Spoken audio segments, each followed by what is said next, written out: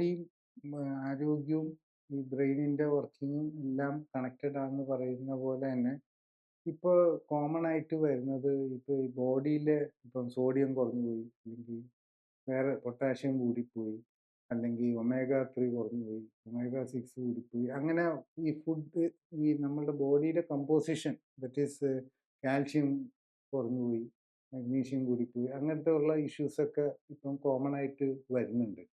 അപ്പം ശരിക്കും ഈ സോഡിയം പൊട്ടാഷ്യം ബാലൻസ് എന്ന് പറയുന്നത് വളരെ ഇമ്പോർട്ടൻ്റ് ആണ് എന്ന് പറഞ്ഞു കേട്ടിട്ടുണ്ട്.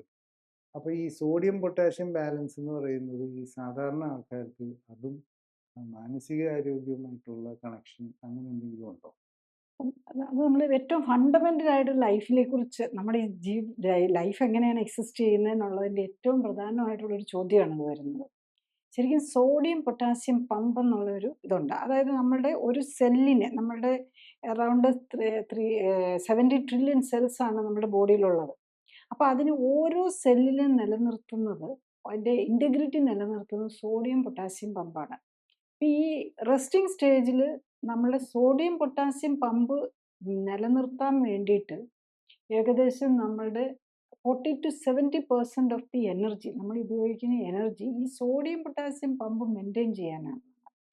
അതായത് അത് സോഡിയം അങ്ങോട്ടും ഈ ഈ സെൽ, നമ്മളെ ഓരോ സെല്ലിനും മെമ്പറൈൻ ഉണ്ടല്ലോ, അതിൽ അങ്ങോട്ടും ഇങ്ങോട്ടും ക്രോസ് ചെയ്തുകൊണ്ടിരിക്കും. അപ്പം നമ്മളുടെ ബ്രെയിനിനെ സംബന്ധിച്ചിടത്തോളം എന്തുകൊണ്ടാണ് ഈ ബ്രെയിന് ഈ നെർവ് സെൽസ് ആക്ച്വലി ഈ സോഡിയം ഈ 70% യൂസ് ചെയ്യുന്നത് ബേസിക്കലി ബ്രെയിനിൻ്റെ ആക്ടിവിറ്റീസിൽ ഈ സോഡിയം പൊട്ടാസ്യം പമ്പ് മെയിൻറ്റെയിൻ ചെയ്യാനാണ്.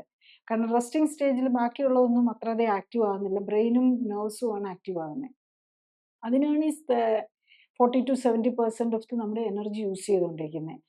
അത് ഈ നമ്മളുടെ ന്യൂറോൺസ് വർക്ക് ചെയ്യുമ്പം ഈ ഇതിൻ്റെ ഈ നമ്മുടെ ബ്രെയിനിൽ നിന്ന് നമ്മൾ ശ്വാസം എടുക്കാനും ഹാർട്ട് ബീറ്റ് ചെയ്തുകൊണ്ടിരിക്കാനും വയറിനകത്ത് ഡൈജഷൻ നടക്കാനും നമ്മുടെ ഈ സെൻസസിനെ എല്ലാം വർക്ക് ചെയ്യിപ്പിക്കാനും ഒക്കെ ഉള്ള നമ്മളുടെ ന്യൂറോൺസ് വർക്ക് ചെയ്തുകൊണ്ടിരിക്കണം.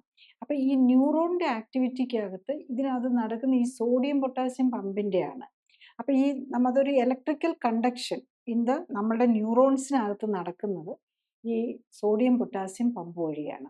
അപ്പോൾ സോഡിയം അങ്ങോട്ടും ഇങ്ങോട്ടും മാറിക്കൊണ്ടിരിക്കും. അപ്പോൾ ഏറ്റവും ഇമ്പോർട്ടൻ്റ് ആയിട്ടുള്ള നമ്മളുടെ ഇലക്ട്രോലൈറ്റ്സ് എന്ന് പറയുന്നത് സോഡിയം പൊട്ടാസ്യം ആണ്. നെക്സ്റ്റ് വരുന്നത് കാൽസ്യവും മഗ്നീഷ്യവും ആണ്.